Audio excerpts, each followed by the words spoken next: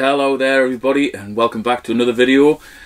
In this one I'm going to show you something that you probably won't have seen before. You may have seen different versions of them from different manufacturers, but this particular one, currently there's only 8 of them available in the world, and that's because it's a prototype which is very soon going to go into production. It's an Indiegogo project, and I'll put all the links to it in the video description and the pinned comment, and I'll explain what it is, who does it, where you can get one if you do so wish as the video progresses.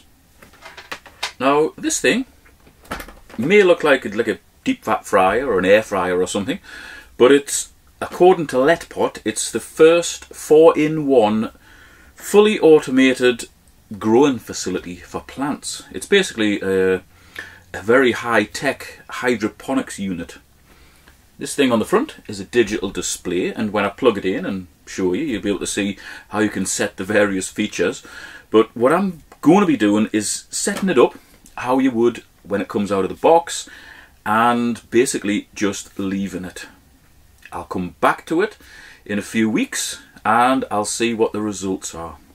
Okay, so this container will hold approximately 7.5 litres of water, which is a reasonable amount for one of these sorts of units. In fact, as far as I know, this is the biggest unit available, and it'll hold roughly 21 plants, depending on how you set them up. So 7.5 litres capacity in here, and in gallons, that's about 2 US gallons. We've got a digital display, which is also touchscreen on the front, and then we've got like a brushed stainless steel finish for the outside of the pot, which makes it look quite classy and nice. Here we've got a lid, and if I raise it up, you'll be able to take a look inside. And this goes up quite high. In fact, it goes up 19 inches, which is about, oh, I don't know, 50 centimeters? Maybe it's a little bit less than 50 centimeters. Okay, then this is what we've got. We've got a little plastic cap, which helps to keep the moisture in, helps to keep that thing inside of there moist. And then inside of there, we've got something known as a growth sponge. When that gets wet, it kind of swells out, fills this, but you basically just drop your seeds in there, put that inside your pot, put it in the water, stick the top on, program this thing to do its business, and walk away and leave it. So as you can see here, we've got space for 21 plants, and that one is just a fill hole. So if you want to manually fill this thing, you fill it from there.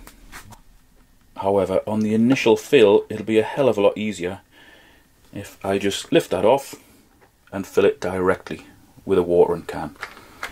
Right, so inside the main reservoir, we've got a very technical looking interior. And that's because it is quite technical. It's actually got 3 pumps. One sits in here, and that one is used for the automatic top-up, which I shall show and hopefully demonstrate in a moment. So it pumps water up and drops it back into here to keep it filled up. That one is a general circulation pump. I think it cycles the water around every half an hour or so, just to keep it oxygenated and flowing around here, around where the roots are going to be hanging into the water. And there's also a pump in here as well. That's the exit pipe for it. That is where the nutrient solution goes. So the nutrient solution automatically gets added at certain times. Pretty technical stuff. And this reasonably small diameter water line goes into the back, and that feeds through to that pump for the automatic top-up. Now the other side of that pipe is meant to go into a container of water, like that, and then the pump draws the water and keeps this topped up as it needs to. And looking up towards the light, we've got all these LEDs here of various colours. We've got white, blue and red, and we've got different settings to take advantage of that.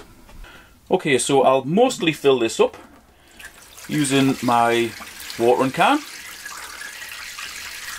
and then the rest of it will get filled up hopefully by the automatic top-up, so I'll be able to test that.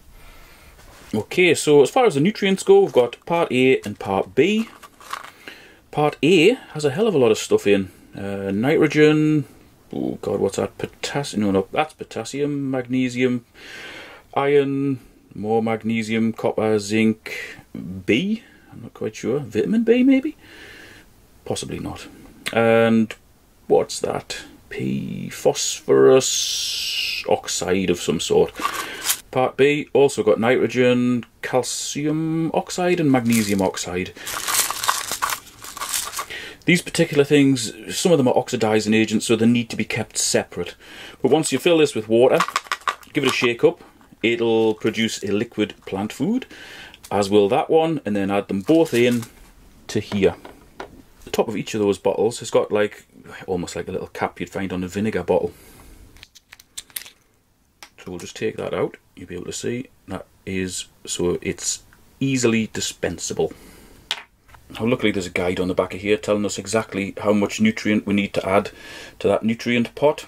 Apparently it's about 37.5 millilitres. Each cap is 15 mil and it goes, well, 15, 10, 5, so it's very easy to measure out.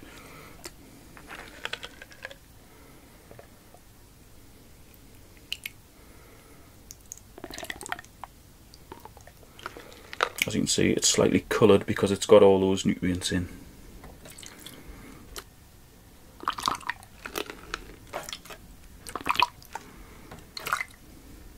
And the same amount for part B.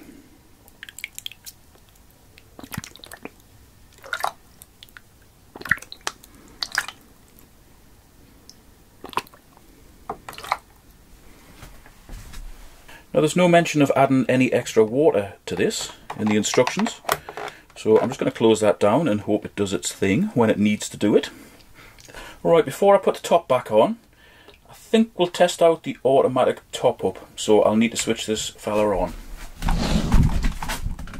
Alright, I'll just peel this protector off so you should be able to see the screen a bit better. Yeah, that's better.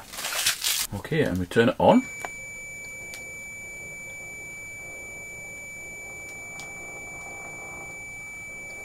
Okay, it sounds like the circulation pump's going. Yes, it is going. I shall just show you that. It's got a little bubble trapped in the shroud that goes over the top of it, so you should be able to see it's on. And you'll notice there's a water level indicator here which is flashing. That's telling me there's not enough water in. Alright, we'll put it into automatic mode by holding that. Oh, there we go.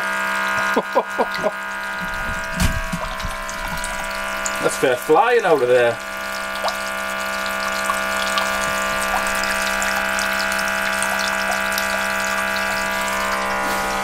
As you can see, that's dropping at a rapid rate.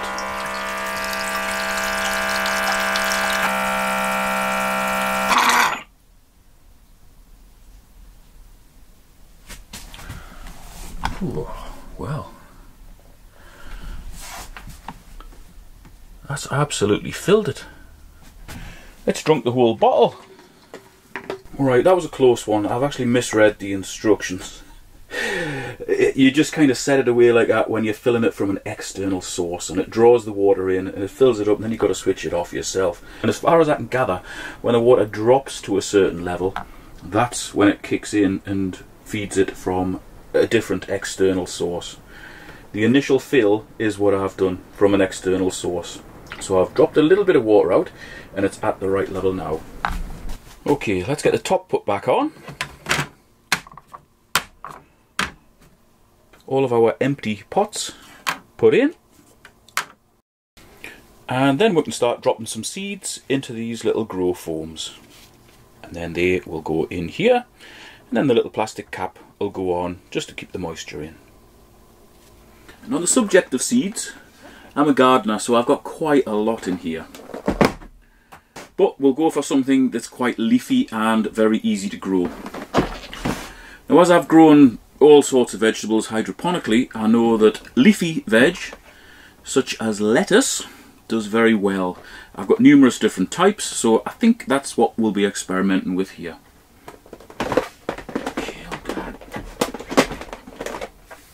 Ah, the lettuce. I knew it would be the last one that I picked.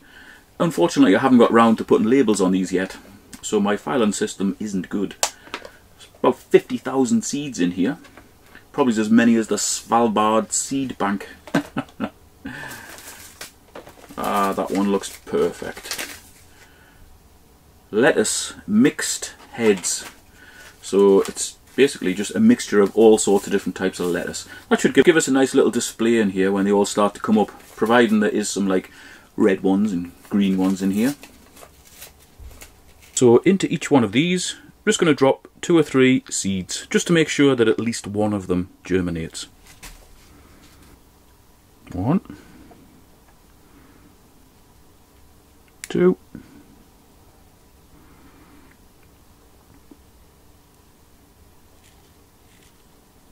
3. Okay, so now that goes in here, and hopefully as it takes on water it'll swell up. I'm going to repeat that process, just dropping a couple of seeds in each one of these, get that loaded up, and then I'll get back to you.